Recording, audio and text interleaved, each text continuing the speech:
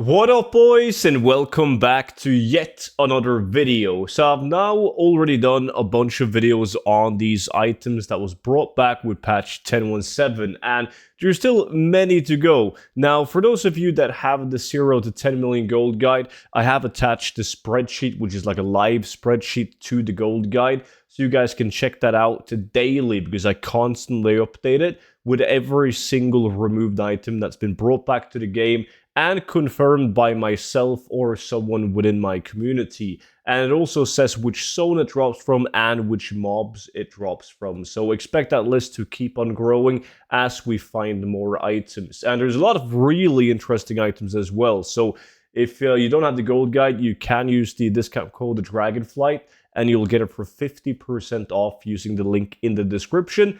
But I'll, of course, also make these videos on it, so just make sure you are subscribed to the YouTube channel. Now, we finished Duskwood, at least with the items we've found so far, and now we have moved over to Red Ridge Mountains, which is another zone with a massive amount of new items. So I'm going to split the Red Ridge into two different videos, the other video dropping already tomorrow.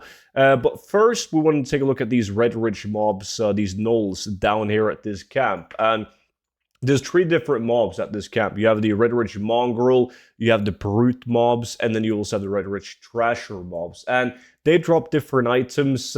You have the Gnoll War Harness, you also have the Gnoll Punisher, and then you have a white pair of bracers, the Gnoll Kindred bracers that drops off the Red Ridge Trashers. Now, once you have farmed all of those, and they're not super hard to get. So, like, even if you do it solo, they hyper spawn. It's no biggie. You can also kill them at this area right here for additional mobs. But it's fairly easy to get these items. We didn't struggle at all. We did do it in a 5-man group, but like everyone got them like super fast.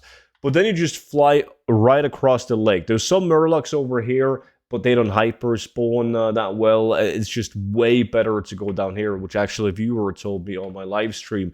And this location, like these bad boys right here, they hyper spawn like absolute crazy. So even solo, it's no biggie. And you have two different mobs. You have the Murloc Scout and you have the Murloc Tidecaller. Now, these guys, again, drop different mobs. From the Murloc Tidecallers, you have the Riverside Staff. And then you have the Scimitar of Atun dropping from the Murloc Scout mob. So two weapons, which is pretty awesome. Like, weapons always tends to do well. But once you kill those, you want to go to this little pond right here, like the end of the river. And at the end of the river, right down there, you'll find another item from Murlocs called the Pearl Encrusted Spear. This bad boy right here. So once again, another weapons, the Murlocs that just keep on giving.